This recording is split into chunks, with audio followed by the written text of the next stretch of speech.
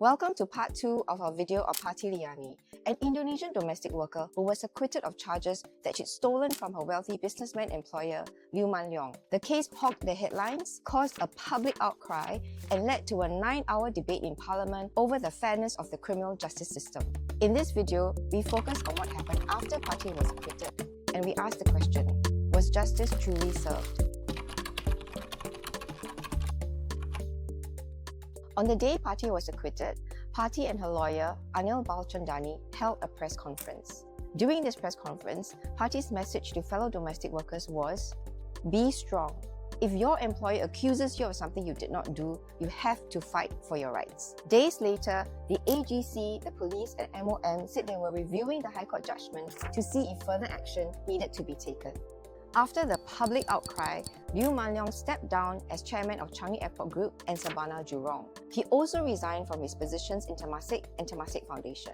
Also in September, Parti applied for disciplinary proceedings against 2 public prosecutors over what Anil described as sleight of hand over how they handled evidence during the trial.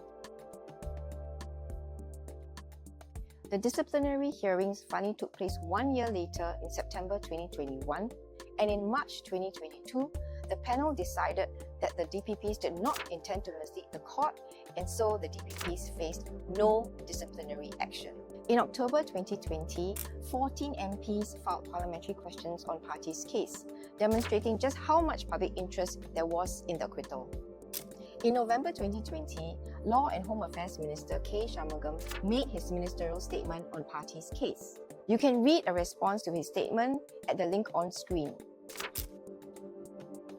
There was also a marathon 9-hour debate in Parliament, where Workers' Party Sylvia Lim raised questions over whether Singapore's justice system puts everyone on equal footing. The Workers' Party's original motion was amended by the PAP's Murali Pillai and passed in Parliament. The Workers' Party did not support the amended motion because it implied that there were no shortcomings and that there would be no review of the system, which were key aspects of the original motion. Following their review, MOM said that it was not taking further action against the Liews for illegally deploying Parti. In January 2021, Parti finally returns home to Indonesia after 4 years of fighting for justice. Some months later, in April 2021, Parti's hearing for compensation from the AGC began. Notably, this is the first time anyone has filed for compensation from the prosecution. In June 2021, the judge denied Parti compensation. The judge deemed that the prosecution was not frivolous or vexatious and that they brought the charges based on sufficient evidence. In February 2022, Minister Shanmugam gave updates on the police complaint that Parti filed, where she complained about the Internal Affairs Office conducted the investigation and 2 officers were found to have neglected their duties and fined. How much were they fined? It was not revealed. Karl was charged in November 2020 for furnishing false information to a public servant and providing false evidence in court. The AGC later reduced Karl's charge to one of providing a false statement in court. This reduction in Karl's charge meant also a reduction in the maximum punishment that could be meted out to Karl.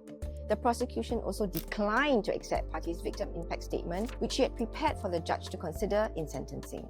In Parti's victim impact statement, she detailed the devastating impact the Liew's actions have had on her. In the end, District Judge Eugene Teo sentenced Karl to 2 weeks in prison. Parti's freedom was a victory after a long and exhausting fight to clear her name. Some view it as a testament to how our justice system has prevailed.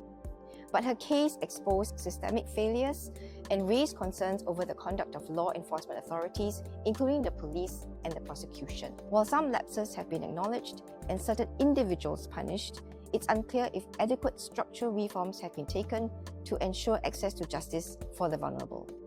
In another video, we will review the recommendations Home made after Parti's acquittal 5 years ago and take stock of what has been done to improve the criminal justice system.